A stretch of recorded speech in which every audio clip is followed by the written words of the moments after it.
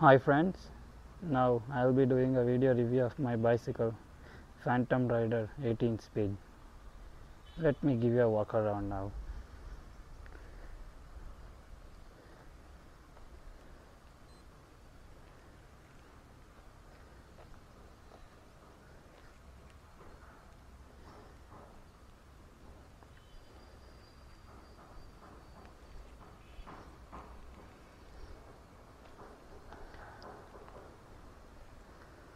Okay, so let's begin the review now.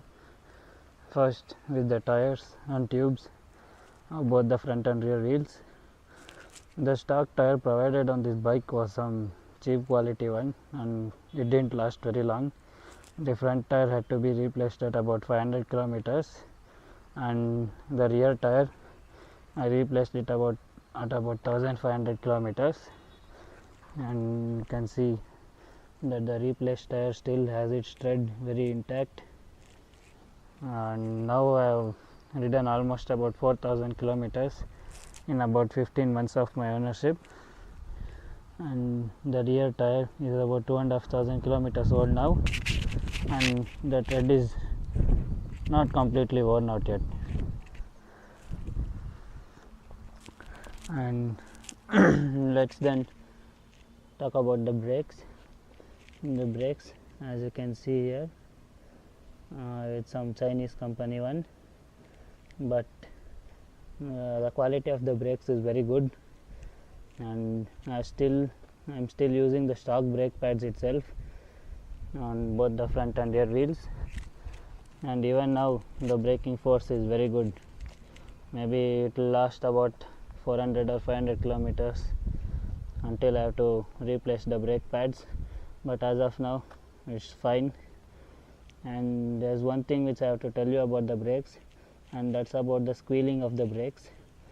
So when you have to check your brakes quite like about 1 month once or something like that at such frequency, you can see that the pads on the brakes, these pads here, they'll be worn out after use, and you must ensure that this side should have more brake pad or more rubber compared to this side, because the wheels rotate like this, so you will have to have more brake pad there and lesser here, so you'll have to do some kind of reverse towing in on both the sides. One here ensure that that side has a little more than this side, so then the brake pads won't squeal and your pads last much longer. So in case that side gets worn out, can change that side here or reverse this to that side, and the same applies even here. So this side the wheels rotate like this, so this side should be having a little more of the brake pad compared to that side. This is the rear tire. So in the direction of wheel rotation, the pad, the end of the pad which touches first, should have a little more of rubber. And then about the handlebar, the original handlebar was a raised one, similar to the one you can see on Mantra Rock 1 2014 model. I have changed the handlebar to a flatter one. This is 580 millimeters in length, and this provides much better control than the stock handlebar, and it's easier to fix the light on either side when it's flatter. And talking about the grips, since this is a revo shifter, the grips are very scaly and hard and you can't ride for long on this, so I've added sort of a cushioning to the grip, and now it's much softer. And then the gear shifters, this is for the rear one and this is the front one. This is a 6 speed and 3 speed, so a total 18 speed. And here you have a gear display, it's in the 3rd gear now, and here is just a plus and minus, and for about 4 twists this way or this way, you will be changing one chain ring there, and for this one, each twist you will change one chain ring there. And talking about the quality of the shifts, shift quality is good and smooth, and there is some space provided here. Let me show you. You can see that there is a hole in here and in here in the side, so that one's for lubrication of the gear shifters here inside. And then let's talk about the frame now. The frame is a diamond shaped one, and it offers great control, and it's very light. The whole bicycle weighs almost just around 12-13 kgs, much lighter than the Rock Rider 5.0, and can actually carry the bicycle, so it's very easy to lift it actually.